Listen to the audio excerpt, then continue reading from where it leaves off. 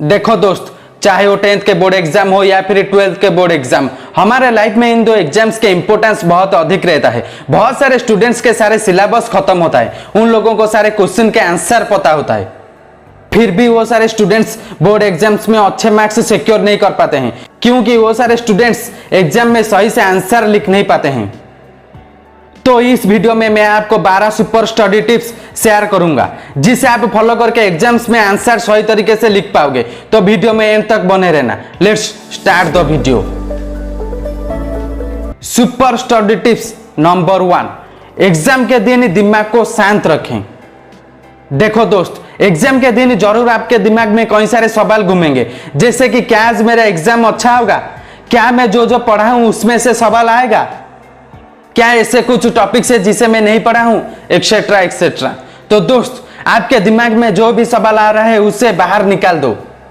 यह बात तो 100% सच है कि आप अगर अच्छे से सारे सिलेबस को प्रॉपर्ली कंप्लीट किए होंगे, सारे क्वेश्चंस को अच्छे से प्रैक्टिस किए होंगे, तो आपका एग्जाम 100% अच्छा होगा। अगर आप अच्छे से एग्जाम के लिए प्रिपेयर नहीं हुए तो जरा सा भी मत घबराओ। क्या पता आपने जिस क्वेश्चन को प्रैक्टिस किए होंगे वो सारे सवाल क्वेश्चन पेपर में आ जाएं। तो दोस्त, मेरे मानो तो आप एग्जाम के दिन कूल रहो और अपने आप से कहो कि मेरा एग्जाम आज 100% अच्छा होगा।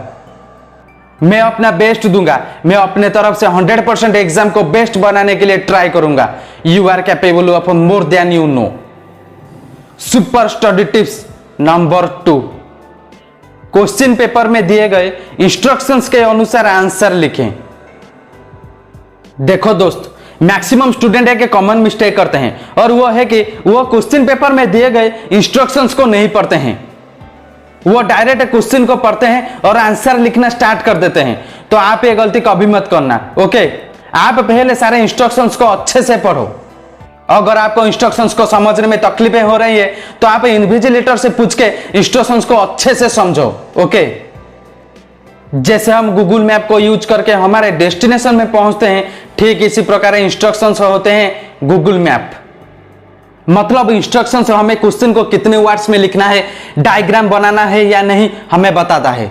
तो अब से हमेशा पहले इंस्ट्रक्शंस को पढ़ो और उसके बाद क्वेश्चन पेपर को अटेम्प्ट करो। Okay, super study tips number 3, answers लिखने में हड़बड़ी ना करें। तो दोस्त, इंस्ट्रक्शंस को सही से पढ़ने के बाद आप क्वेश्चन को सही से पढ़ो, और क्वेश्चन को सही से पढ़ने के बाद आप क्वेश्चन पेपर के एंड में दिए गए रफ स्पेस पर उस पर्टिकुलर क्वेश्चन के आंसर में आप क्या क्या लिखोगे, आप इंपॉर्टेंट पॉइंट्स को आज हिंट्स के जैसे लिख दो, और उसके बाद आप उस पर्टिकुलर क्वेश्चन को लिखना स्टार्ट कर दो। अगर आपसे कोई इंपॉर्टेंट पॉइंट मिस हो रहा है तो आप रफ स्पेस में लिखे हिंट्स को थोड़ा देखो, और उसके बाद उस पॉइंट्स के बेसिस में आप अपने आंसर को सही से लिख पाओगे। मैं आपको ऐसे करने के लिए इसीलिए कहा क्योंकि आप अगर डायरेक्ट आंसर लिखना स्टार्ट कर दोगे तो 100% आपसे कोई ना कोई इंपॉर्टेंट पॉइंट मिस हो जाएगा। अगर आप मेरे बताए हुआ प्रोसेस को फॉलो करोगे तो आपसे एक भी इंपॉर्टेंट पॉइंट मिस नहीं होगा। ओके, तो दोस्त, जब आप आंसर लिख रहे हो तो सही से दिमाग को शांत रख के लिखो। Okay, future is created by what you do today, not tomorrow. Super study tips number 4, answer को पॉइंट वाइज लिखें। देखो दोस्त, आपको आंसर सही से पता है, अगर आप आंसर को परफेक्टली रिप्रेजेंट नहीं कर पाएंगे तो आपको सही आंसर पता कोई भी कुछ फायदा नहीं है।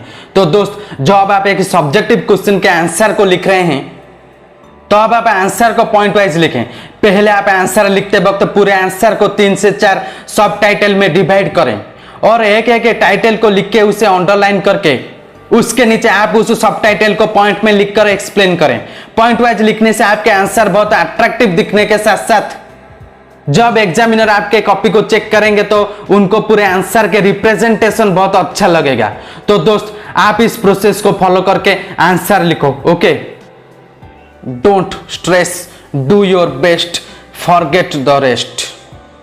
Super study tips number 5, diagram और चार्ट को यूज करके आंसर को एक्सप्लेन करें।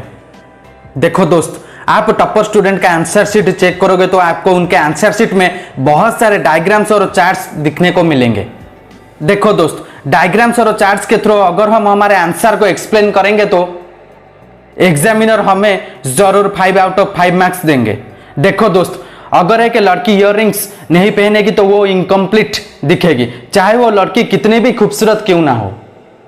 ठीक इसी प्रकार डायग्राम्स और चार्ट्स के एब्सेंस में हमारा आंसर शीट भी इनकम्प्लीट दिखेगा, चाहे आप कितने अच्छे से क्यों ना आंसर लिखे हो। जैसे ह्यूमन बॉडी के लिए ऑक्सीजन इंपॉर्टेंट है, ठीक इसी प्रकार आंसर लिखते वक्त तो डायग्राम्स इंपॉर्टेंट है। तो दोस्त, मैं आपको यही रेकमेंड करूंगा कि आप अपने बुक्स में दिए गए सारे डायग्राम्स, फ्लो चार्ट्स और मैप्स को अच्छे से प्रैक्टिस करो। और जब आप एग्जाम में आंसर लिख रहे हो तो पेंसिल का यूज करके आप आंसर शीट में उस क्वेश्चन के रिलेटेड डायग्राम्स जरूर ड्रॉ करो। ओके, और दोस्त आप जरूर आंसर शीट में फ्लो चार्ट ड्रॉ करना। ओके, जिससे एग्जामिनर को यह पता चल जाएगा कि ये बच्चे को तो एक सब्जेक्ट का इन डेप्थ नॉलेज है और आपको वो फुल में से फुल मार्क्स देंगे। ओके, रात रात भर जागकर पढ़ना शुरू कर दो, क्योंकि किस्मत के सितारे तभी चमकेंगे जब नींद अधूरी रहेगी। Super study tips number 6, answer cutting मत करो।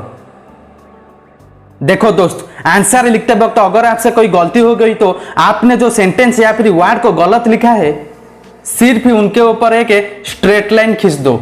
ओके, लेकिन मैक्सिमम स्टूडेंट अगर एक या दो सेंटेंस को गलत लिखते हैं तो वो पूरे पेज में ही क्रॉस लाइन कर देते हैं और उसके ऊपर पेन से बार बार सर्कल कर लेते हैं।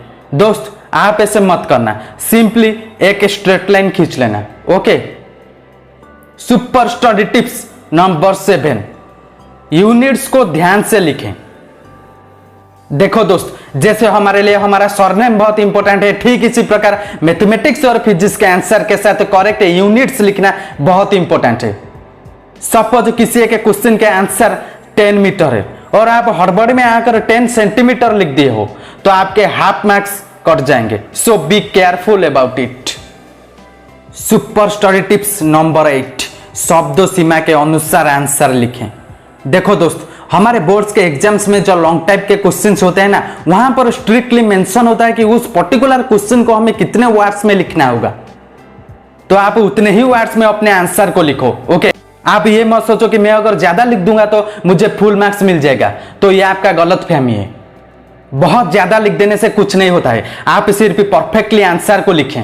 ओके, ज्यादा लिख देने से आपके टाइम वेस्ट होने के साथ साथ आपसे और कई सारे क्वेश्चन से छूट जाते हैं। तो जितने वर्ड्स में लिखना है उतने ही वर्ड्स में लिखो। Okay, super study tips number 9, important points को अंडरलाइन करो। देखो दोस्त, आप जब आंसर लिख रहे हैं तो उस पर्टिकुलर आंसर में कौन कौन से वर्ड्स इंपॉर्टेंट है आप उन्हें पेन या फिर पेंसिल के द्वारा अंडरलाइन करो। ओके, इससे आपको यह फायदा मिलेगा कि जब एग्जामिनर आपके कॉपी को चेक करेंगे उनको सारे इंपॉर्टेंट पॉइंट्स क्लियर नजर आएंगे और उन्हें आपके कॉपी को चेक करने में बहुत आसान होगा। ओके, जिससे आपके बहुत अच्छा मार्क्स आने का चांसेस बढ़ जाता है। Super study tips number 10, read all questions carefully. देखो दोस्त, नाउअडेज मैक्सिमम स्टूडेंट क्वेश्चन को अच्छे से नहीं पढ़ते हैं। बेसिकली जो एमसीक्यू टाइप क्वेश्चंस होते हैं ना, वहां पर ही मैक्सिमम स्टूडेंट्स सही से क्वेश्चन को नहीं पढ़ के गलत आंसर को मार्क कर देते हैं। किस किस क्वेश्चन में इनकरेक्ट स्टेटमेंट को फाइंड आउट करने को बोला होगा, लेकिन स्टूडेंट्स इनकरेक्ट को करेक्ट समझ के रॉन्ग आंसर को टिक कर देते हैं। तो ऐसे सिली मिस्टेक आप मत करना। ओके, कम अंक हमें हताश होने के लिए नहीं बल्कि भविष्य में बेहतर करने के लिए प्रोत्साहित करते हैं। सुपर स्टडी टिप्स नंबर 11, सभी क्वेश्चंस को अटेम्प्ट करो। देखो दोस्त, एक इंटेलिजेंट स्टूडेंट का सबसे बड़ा सीक्रेट है कि वो सारे क्वेश्चन को अटेम्प्ट करता है, चाहे उनसे आंसर आता हो या नहीं। देखो दोस्त, एग्जाम में टाइम मैनेजमेंट सबसे बड़ा फैक्टर होता है। तो टाइम मैनेजमेंट सही तरीके से आपसे तब हो पाएगा जब आप एग्जाम से पहले प्रैक्टिस टेस्ट अपने कोचिंग या फिर स्कूल में अटेम्प्ट करे हो। तो दोस्त, आपको जितना टाइम मिलता है कि टॉपर को भी उतना ही टाइम मिलता है। आप ये मत सोचो कि मैं इतने कम टाइम में इतने सारे क्वेश्चन को कैसे अटेम्प्ट करूं। पहले तो आपको जो जो क्वेश्चन के आंसर पता है आप लिखते चलो, जो जो क्वेश्चन के आंसर आपसे नहीं हो रहा है उसे अटेम्प्ट ना करके आगे बढ़ो, और एट द एंड सारे क्वेश्चन को खत्म करने के बाद आपसे जो जो क्वेश्चन छूटे हैं उनको दोबारा अटेम्प्ट करो। आपको उन सारे क्वेश्चन के रिलेटेड जितने भी पॉइंट्स याद है उसे लिखो, लेकिन पेपर को ब्लैंक मत छोड़ना। Okay, super study tips number 12, सुंदर और स्पष्ट रूप से लिखें। देखो दोस्त, एग्जाम में गुड हैंडराइटिंग कुछ हद तक इंपॉर्टेंट रोल प्ले करता है। गुड हैंडराइटिंग का मतलब है कि आपका हैंडराइटिंग पढ़ने लायक हो। सारे वर्ड्स के बीच में आप समान गैप रख के लिखो। हर एक पैराग्राफ के बीच में स्पेस रख के लिखो। जहां पर कॉमा और फुल स्टॉप की जरूरत है वहां पर उनको यूज करो। हर एक सेंटेंस को स्टार्ट करते वक्त पहला लेटर कैपिटल लेटर में लिखो। और एक बात दोस्त, आप जैसे व्हाट्सएप में चैटिंग करते वक्त सेंटेंस को शॉर्ट में लिख देते हो, क्वेश्चन पेपर में ऐसे मत लिखना, नहीं तो आपको शॉर्ट में मार्क्स मिलेंगे। तो दोस्त, आप अगर अपने हैंडराइटिंग को इंप्रूव करना चाहते हैं तो आप हमारे चैनल में जाकर हैंडराइटिंग इंप्रूवमेंट टिप्स वाले वीडियो को विजिट कर सकते हैं। Star advice by motivational joker. देखो दोस्त, आप ये जो 12 टिप्स को फॉलो करके अपने एग्जाम में आंसर लिखना, ओके, जरूर आपको अच्छे मार्क्स मिलेंगे। आप तो पहले स्कूल को रेगुलर जाओ, उसके बाद सिलेबस को कंप्लीट करो, सारे क्वेश्चन को अच्छे से प्रैक्टिस करो, प्रैक्टिस टेस्ट दो, प्रॉपर्ली सारे चैप्टर को बार बार रिवीजन करो। अगर आप ये सारी बातों को अच्छे से फॉलो करेंगे तो एग्जाम के दिन आप स्ट्रेस फ्री होकर एग्जाम दे पाओगे। तो दोस्त, मेहनत इतनी खामोशी से करो कि सफलता शोर मचा दे। शायद हाथों की लकीरें मंजिल तक ना पहुंचा पाए, मगर आपकी मेहनत जरूर आपका साथ निभाएगी। हिम्मत हारने वाले को रास्ते छोटे नजर आते हैं और आखिर दम तक लड़ने वाले के लिए रास्ते खत्म नहीं होते। All the best for your bright future. Thank you.